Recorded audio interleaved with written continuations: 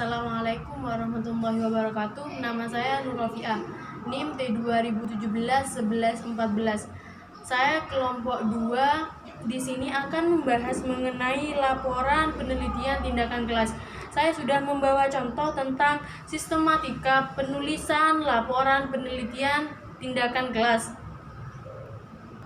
Yang pertama di sini pada bagian awal halaman yaitu adanya logo tentang di mana peneliti melaksanakan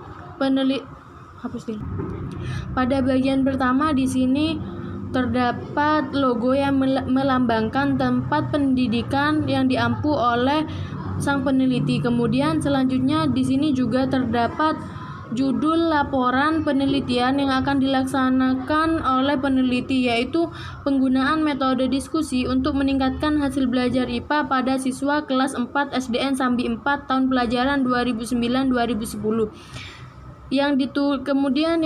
Penelitian ini ditulis oleh Kunang Gayatri, NIM X88066535. Program Studi PJJ S1 PGSD jurusan Ilmu Pendidikan Fakultas Keguruan dan Ilmu Pendidikan Universitas 11 Maret Surakarta Desember 2009.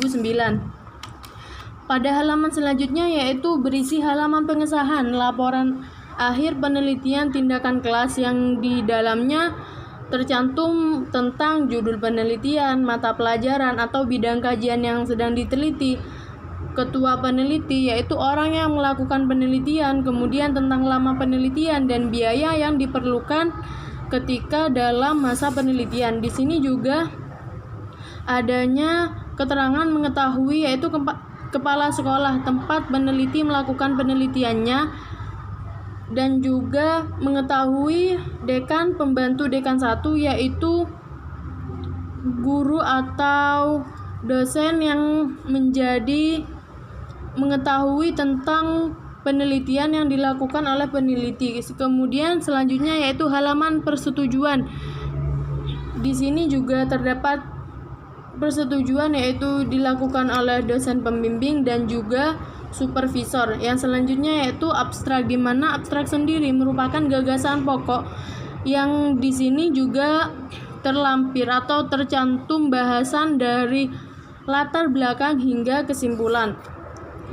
Kemudian selanjutnya kata pengantar dan diteruskan dengan daftar isi, di mana daftar isi ini nantinya diharapkan dapat mampu memudahkan para pembaca untuk mencari atau menemukan halaman pada materi apa yang mereka ingin ketahui lebih dalam. Kemudian selanjutnya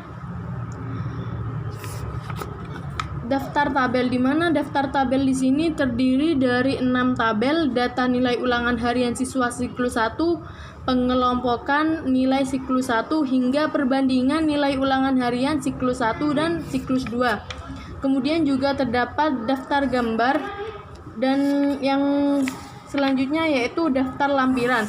Kemudian pada bab 1 yaitu pendahuluan, di mana pendahuluan ini sendiri terdiri dari latar belakang masalah, kemudian yang selanjutnya rumusan masalah dan pemecahannya, yang kemudian juga dilanjutkan dengan tujuan penelitian, dan yang terakhir manfaat hasil penelitian.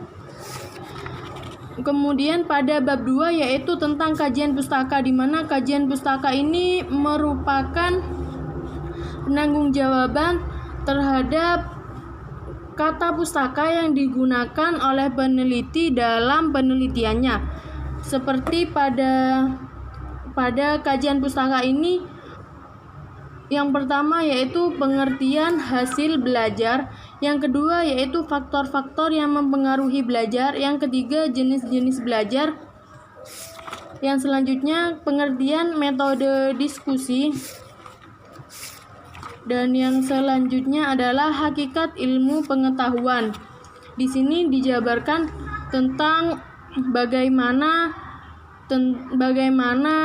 menjelaskan sedikit tentang kalimat pustaka yang digunakan dalam penelitian tindakan. Kemudian selanjutnya juga ada tentang kerangka berpikir, di mana di sini ada bagan perbandingan kegiatan belajar IPA ketika menggunakan metode pembelajaran yang kurang tepat dengan kegiatan belajar IPA dengan menggunakan metode diskusi. Dan yang terakhir di sini juga terdapat hipotesis tindakan, yaitu berdasarkan latar belakang masalah tersebut di atas, maka penulis dapat merumuskan hipotesis penelitian tindakan kelas ini sebagai berikut. Dengan menggunakan metode diskusi diduga dapat meningkatkan hasil belajar IPA pada siswa kelas 4 SDN sampai 4 tahun 2009-2010.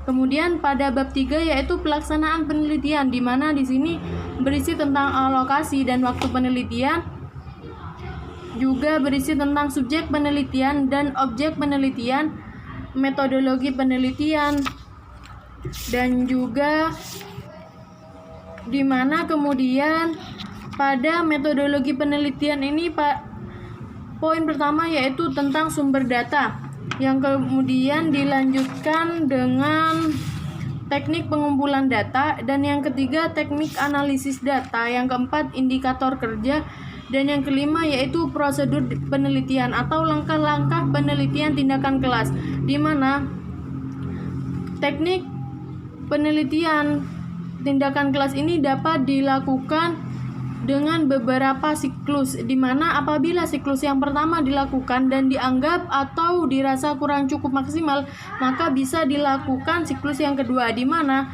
siklus yang pertama yaitu berisi tentang perencanaan tindakan, pelaksanaan tindakan, observasi, dan yang terakhir evaluasi dan refleksi. Begitu pula dengan siklus yang kedua sama. Siklus kedua ini merupakan perbaikan dari siklus yang pertama, yang mana dianggap kurang atau dirasa belum cukup maksimal dengan adanya penelitian tindakan kelas ini. Kemudian di sini juga berisi tentang sedikit keterangan tentang bagaimana gambaran tentang siklus 1 dan siklus 2. Di sini sama antara siklus 1 dan siklus 2, yaitu adanya perencanaan, tindakan, observasi, refleksi, yang kemudian akan dilanjutkan dengan rekomendasi alternatif penyelesaian masalah.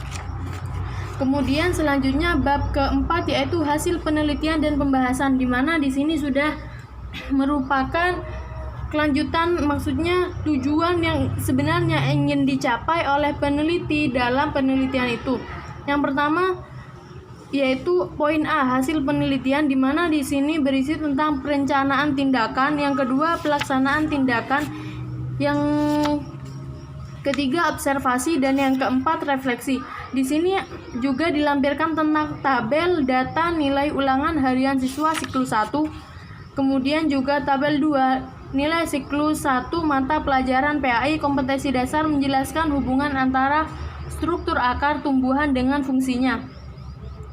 Kemudian selanjutnya di sini juga terdapat beberapa penjabaran tentang siklus yang kedua dengan metode yang sama dengan siklus yang satu. Kemudian di sini terdapat tabel 3 yaitu data nilai ulangan harian siklus 2.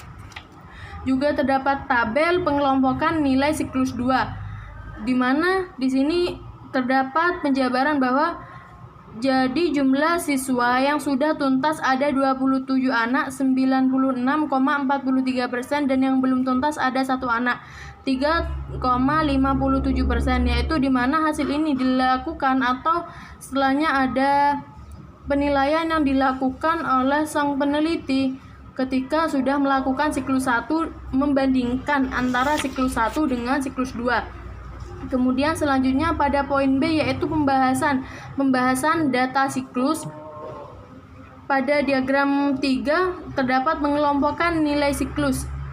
Di sini dapat diketahui bahwa nilai ulangan harian yang paling banyak yaitu antara nilai 63 sampai 84. Kemudian pada tabel 3 yaitu perbandingan nilai ulangan harian siswa sebelum siklus 1 dan siklus 2.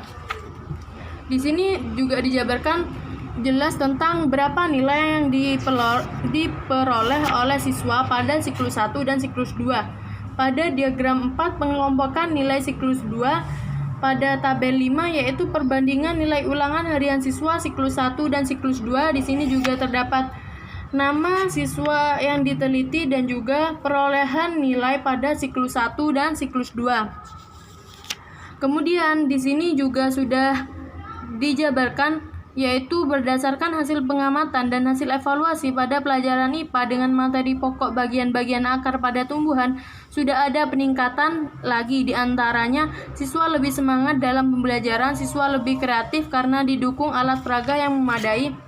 Yang ketiga yaitu semua siswa aktif dalam proses pembelajaran. Yang keempat, siswa tidak bosan dan tidak mengantuk. Yang terakhir, proses pembelajaran dapat dilakukan dengan tepat waktu, yaitu hal ini dapat disimpulkan oleh peneliti setelah melakukan siklus yang kedua, yang kemudian dilanjutkan dengan pengujian hipotesis. Penelitian ini dikatakan berhasil apabila rata-rata nilai tes hasil belajar siswa pada konsep bagian-bagian akar dan fungsinya di atas nilai KKM, yaitu 65, dan siswa yang mendapat nilai di atas KKM minimal sebanyak 70%.